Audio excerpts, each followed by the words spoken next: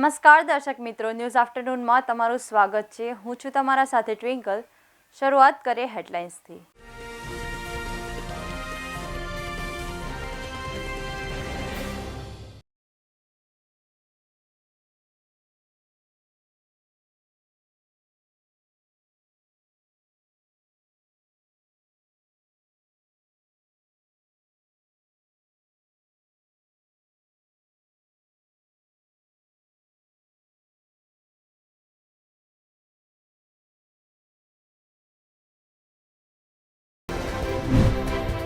મૌલાના કમર ગનીએ એટીએસને કહ્યું, હું શબ્બીરને ઓળખતો નથી।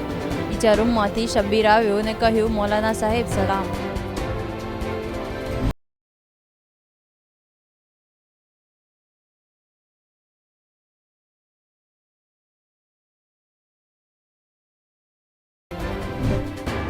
ટેક્સ સ્લેબમાં કોઈ ફેરફાર નહીં થાય, પરંતુ કરદાતાઓ 2 વર્ષ જૂનું આઈટીઆર અપડેટ કરી શકશે। મુંબઈમાં નાઇટ કર્ફ્યુ ખતમ, 50% ક્ષમતા સાથે રેસ્ટોરન્ટ અને સિનેમાઓ ખુલી જશે। દિલ્હીમાં સંક્રમણનો દર 5% નજીક આવ્યો છે। અમદાવાદ જિલ્લાના ધંધુકામાં એક ફેસબુક પોસ્ટને કારણે 25 જાન્યુઆરીના રોજ કિશન ભરવાડની હત્યા કરી દેવામાં આવી છે। આ કેસમાં અત્યાર સુધીમાં દિલ્હી અને અમદાવાદના 2 મૌલાના સહિત 7ની ધરપકડ થઈ ચૂકી છે।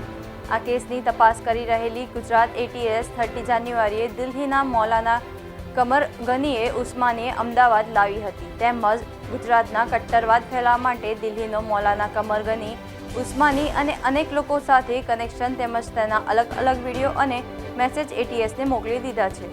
જો કે પૂછપરછ દરમિયાન મૌલાના કમર ગની ઉસ્માની માસૂમ હોવાનો ડોળ કરી પોલીસને કહી રહ્યો હતો કે શબ્બીરને ઓળખતો નથી અને એક પણ વાત સ્વીકારતો ન હતો, જેથી તપાસ ટીમ ક્રાઇમ થ્રિલર ફિલ્મ સ્ટાઇલમાં બીજા રૂપમાંથી શબ્બીરને મૌલાના સામે લાવીને ઊભો રાખી દીધો।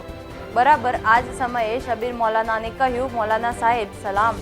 આ સાંભળીને કમરગનીનો પરસેવો છૂટી ગયો। આ સાથે જ કમરગનીએ કરેલા પાપ અને કેસના રહસ્યો ખુલવા લાગ્યા। આજ રોજ બુધવારે લોકસભાના રાષ્ટ્રપતિના સંબોધન પર આભાર પ્રસ્તાવ પર ચર્ચા થશે।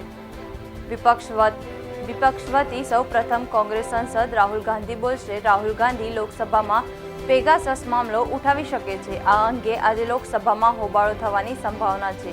આભાર પ્રસ્તાવ પર ચર્ચા કરવા માટે વિપક્ષને લોકસભામાં 12 કલાકનો સમય આપવામાં આવ્યો છે। કોંગ્રેસને આમાં 1 કલાકનો સમયગાળો છે। રાહુલ ગાંધીએ વિરોધી પક્ષો વતી ચર્ચાની શરૂઆત કરશે। તેઓ રાષ્ટ્રપતિના સંબોધન, બજેટ અને ઇઝરાયેલની કંપની પાસેથી પેગાસસ સ્પાયવેર ખરીદીનો મુદ્દો ઉઠાવી શકે છે। આ અંગે શાસક પક્ષ અને વિપક્ષ વચ્ચે વિવાદ ચાલી રહ્યા છે। મંગળવારે જ્યારે પત્રકારોએ બજેટ પર કોંગ્રેસના નેતા રાહુલ ગાંધીની પ્રતિક્રિયા પૂછી તો તેમણે કહ્યું કે તેઓ આ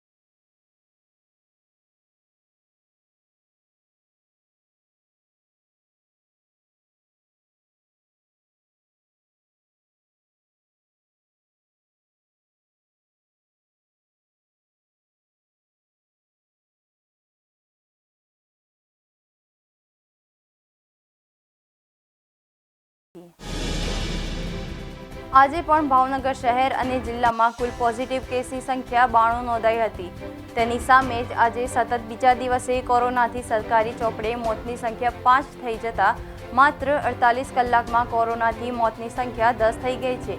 ત્રીજી લહેરમાં પ્રથમ વખત માત્ર 2 દિવસમાં 10 કોરોનાના કેસથી મોત થયા છે. આજે ભાવનગર શહેરમાં 2 અને તાલુકા ગ્રામ્ય કક્ષાએ 3 દર્દીના કોરોનાથી મોત થયા છે. ભાવનગર શહેરમાં આજે 80 નવા પોઝિટિવ કેસ નોંધાયા હતા અને તેની સામે 303 દર્દીઓ કોરોના મુક્ત થયા છે. હાલ ભાવનગર શહેરમાં 1038 દર્દીઓ કોરોનાની સારવાર લઈ રહ્યા છે. શહેરમાં અનંતવાડી વિસ્તારમાં રહેલા 54 વર્ષીય આધેડ મહિલા તેમજ ભાવનગર વિસ્તારમાં રહેતા 49 વર્ષ પુરુષ કોરોનાથી મૃત્યુ પામ્યા છે. ભાવનગર તાલુકા ગ્રામ્ય કક્ષાએ આજે 12 નવા પોઝિટિવ કેસ નોંધાયા હતા અને તેની સામે 22 દર્દીઓ કોરોના મુક્ત થયા હતા. સંઘ પ્રદેશ દાદરા અને નગર હવેલીમાં એક યુવકે એક રૂમમાં બંધક બનાવી 3-4 શખ્સ ઢોરમાર મારી રહ્યા હોવાનો વિડીયો સોશિયલ મીડિયા પર વાયરલ થતા ચકચાર મચી ગઈ છે. સિલવાસા બિઝનેસ નામના ફેસબુક એકાઉન્ટ પરથી આ ઘટનાનો વિડીયો અપલોડ કરી પોલીસ સક્ષમ તપાસ અને કાર્યવાહીની માંગ કરવામાં આવી છે. મેહુલ નામનો યુવક ગુજરાત પોલીસને બાતમીદાર હોવાની આશંકા રાખી વાઇન શોપના સંચાલકોએ યુવકને બંધક બનાવ્યો હતો અને પોલીસ દ્વારા કોઈ ગાડી પકડાઈ હોવાની બાતમી આપનારનું નામ પૂછી રહ્યા છે. સોશિયલ મીડિયામાં જે પોસ્ટ વાયરલ થઈ રહી છે તેમાં માર મારનાર શખ્સો વાઇન શોપના સંચાલકો હોવાનો ઉલ્લેખ કરવામાં આવ્યો છે. વિશ્વ સ્વાસ્થ્ય સંગઠનના ડાયરેક્ટર જનરલ ટેડ્રોસે અધનામોને મંગળવારે કહ્યું કે 10 સપ્તાહ પહેલા કોરોના વાયરસનું ઓમિક્રોન સ્વરૂપ સામે આવ્યા બાદ અત્યાર સુધી સંક્રમણના 9 કરોડથી વધુ કેસ સામે આવી ચૂક્યા છે, જે વર્ષ 2020માં આવેલા કુલ કેસથી વધુ છે. ઉલ્લેખનીય છે કે વર્ષ 2020માં કોવિડની મહામારીની શરૂઆત થઈ હતી. વિશ્વ આરોગ્ય સંસ્થાના ડાયરેક્ટર જનરલ ટેડ્રોસે અધનોમે ઘેબ્રેયેસસે ચેતવણી આપી છે કે ઓમિક્રોન વાયરસના અન્ય સ્વરૂપો જેટલો ઘાતક નથી, છતાં તેનાથી બચીને રહેવાની જરૂર છે.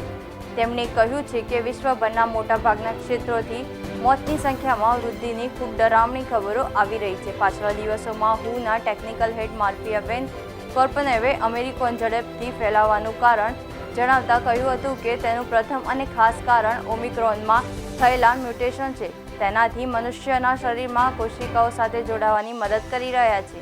મારિયાએ બીજું કારણ જણાવ્યું હતું કે આ વાયરસ ઇમ્યુન સિસ્ટમને છગાવવામાં સફળ રહ્યો છે. તે કારણ કે જે તે લોકો પહેલાં સંક્રમણ થઈ ચૂક્યું છે તેને પણ શિકાર બનાવી રહ્યો છે. આ સાથે જ વેક્સિનના બંને ડોઝ લઈ ચૂકેલા લોકો પણ બચી રહ્યા નથી. દેશમાં છેલ્લા 24 કલાકમાં 1.61 લાખ કેસ નોંધાયા હતા. આ દરમિયાન 281 લાખ લોકો સાજા થઈ ગયા છે, જ્યારે 1733 લોકોના મોત થયા છે. તેના જ એક દિવસ પહેલા સોમવારે 1,67,000 જેટલા લોકો પોઝિટિવ મળ્યા હતા. ગયા દિવસની સરખામણીએ 8,552 ઓછા કેસ જોવા મળ્યા છે, એટલે કે નવા કેસોમાં 5.37% ઘટાડો જોવા મળી રહ્યો છે. દેશમાં સતત બીજા દિવસે 2 લાખથી ઓછા નવા કેસ નોંધાયા છે. પીક પહેલાના કેસોમાં વધારા દરમિયાન 8 જાન્યુઆરીએ 1,59,00,000 કેસ નોંધાયા હતા. 20 જાન્યુઆરીએ સૌથી વધુ 3.47 લાખ નવા કેસ નોંધાયા હતા. 20 જાન્યુઆરી બાદથી કોરોના કેસમાં સતત ઘટાડો નોંધાઈ રહ્યો છે. હાલમાં દેશ કુલ એક્ટિવ કેસ એટલે કે સારવાર લઈ રહેલા દર્દીઓની સંખ્યા 16.3 લાખ છે. ગયા દિવસની સરખામણીએ એક્ટિવ કેસની સંખ્યામાં લગભગ 1,23,323નો ઘટાડો થયો છે. કુલ કેસો 4.16 કરોડથી પાર થઈ ચૂક્યા છે.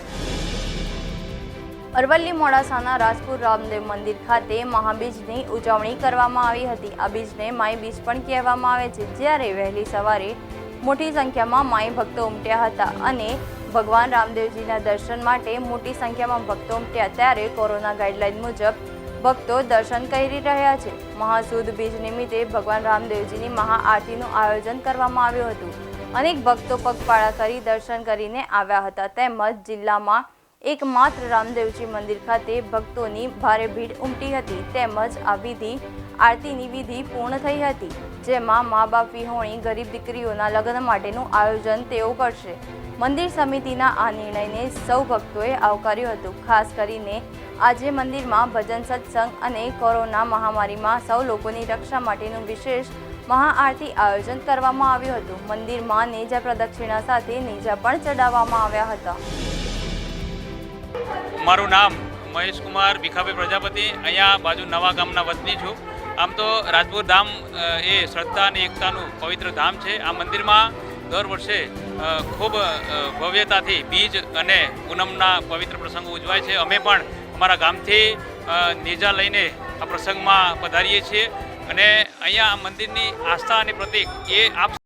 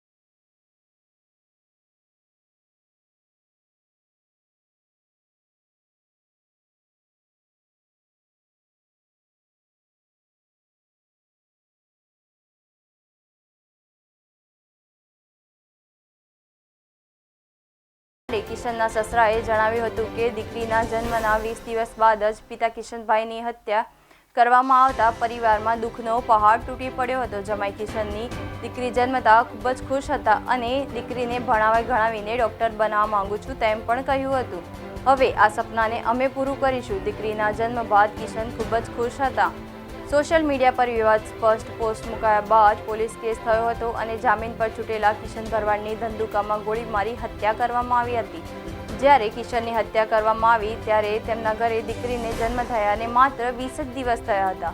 કિશનના વડોદરા ખાતે રહેલા સસરા જયસિંહભાઈએ જણાવ્યું હતું કે ભાણીનો જન્મ થયાના છઠ્ઠીના દિવસે જ વસ્ત્રો અને અન્ય વસ્તુઓ લઈને અમે વડોદરાથી ધંધુકા ગયા હતા। ત્યારે અમને જણાવ્યું હતું કે અમારા જમાઈની ઈચ્છા હતી મારા ઘરે લક્ષ્મીની દીકરીનો જન્મ થયો છે। લક્ષ્મીનો દીકરીનો જન્મ થયા પછી જમાઈ કિશન ખૂબ ખુશ હતા અને તેમના હરખની કોઈ સીમા પણ ન હતી। કિમ 4 રસ્તા નજીક આવેલા સિયાલજના પાટિયા પાસે એસઆરપી જવાનોએ લઈને રહેલી બસને ટ્રક સાથે અકસ્માત નડતા ભાગદોડ મચી ગઈ હતી। ઊભેલી ટ્રક પાછળ એસઆરપી જવાનોની બસ ભટકાતા અકસ્માત સર્જાયો હતો। અકસ્માતમાં 17 જેટલા જવાનો ઈજાગ્રસ્ત થયા છે, જેમાં 4ની હાલત ગંભીર ગણાવાઈ રહી છે। કિમ 4 રસ્તા નજીક આવેલા સિયાલજ પાટિયા પાસે આજે વહેલી સવારે અકસ્માતની ઘટના બની હતી। વડોદરા એસઆરપી કેમ્પથી 27 જેટલા જવાનોને લઈને સુરતના ઉધના જઈ રહ્યા હતા। એસઆરપી જવાનોની બસ ચાલકે રોડ ઉપર ઊભી રહેલી ટ્રક સાથે પાછળની બસ અથડાવી દેતા જોરદાર અકસ્માત સર્જાયો હતો। વધુ પડતા ધુમ્મસના કારણે અકસ્માત સર્જાયો હોવાની વાત સામે આવી રહી હતી।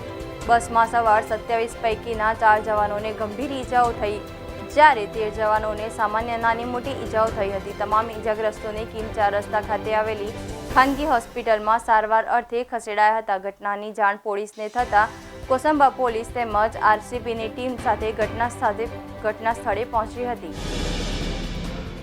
આ વર્ષે આઈપીએલનું મેગા ઓક્શન 12 અને 13 ફેબ્રુઆરીએ બેંગ્લોરમાં થશે।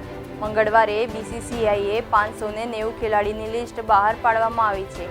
આ ખેલાડીઓમાં 355 અનકેપ્ડ પ્લેયર્સ અને 228 કેપ્ડ પ્લેયર્સ સામે તેવામાં જ 2 દિવસ સુધી ચાલતા આ મેગા ઓક્શનમાં 10 ટીમો ભાગ લેશે। વળી 7 ઓસિએસ્ટન્સ દેશના ખેલાડીઓ પણ ઓક્શનમાં ભાગ લેશે। તમને જણાવી દઈએ કે આમાં કુલ 370 ભારતીય અને 220 વિદેશી ખેલાડી ભાગ લેવા જઈ રહ્યા છે।